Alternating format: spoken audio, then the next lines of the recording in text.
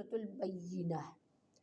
اعوذ باللہ من الشیطان الرجیم، بسم اللہ الرحمن الرحیم۔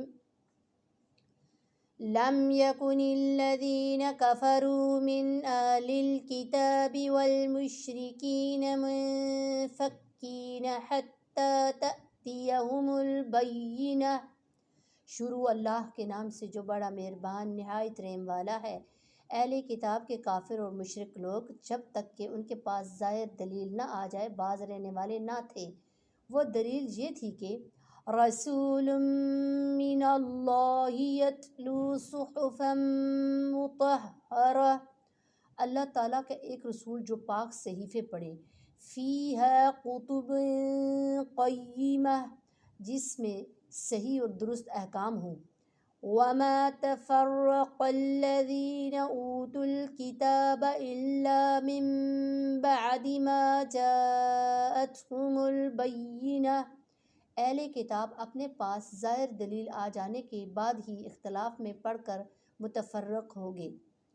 وما امروا الا لیعبدوا اللہ مخلصین لہ الدین حنفاء ویقیموا الصلاة ویؤتوا الزکاة وذلک دین القیمہ، انہیں اس کے سوا کوئی حکم نہیں دیا گیا کہ صرف اللہ کی عبادت کریں، اسی کے لیے دین کو خالص رکھیں، ابراہیم حنیف کے دین پر، اور نماز کو قائم رکھیں اور زکوٰۃ دیتے رہیں، یہی ہے دین سیدھی ملت کا۔ ان الذین کفروا من اہل الکتاب والمشرکین فی نار جہنم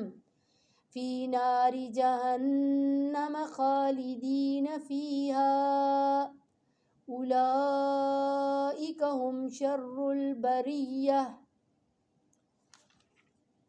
بے شک جو لوگ اہل کتاب میں سے کافر ہوئے اور مشرکین سب دوزخ کی آگ میں جائیں گے جہاں وہ ہمیشہ ہمیشہ رہیں گے، یہ لوگ بدترین خلائق ہیں۔ ان الذین آمنوا وعملوا الصالحات اولئک ہم خیر البریہ، بے شک جو لوگ ایمان لائے اور نیک عمل کیے یہ لوگ بہترین خلائق ہیں۔ جزاؤہم عند ربہم جنات عدن تجری من تحتها الانہار خالدین فیہا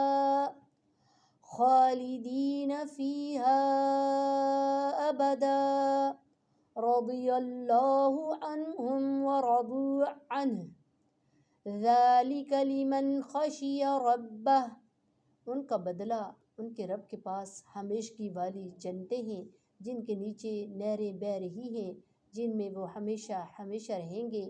اللہ تعالیٰ ان سے راضی ہوا اور وہ اس سے راضی ہوئے، یہ ہے اس کے لیے جو اپنے پروردگار سے ڈرے۔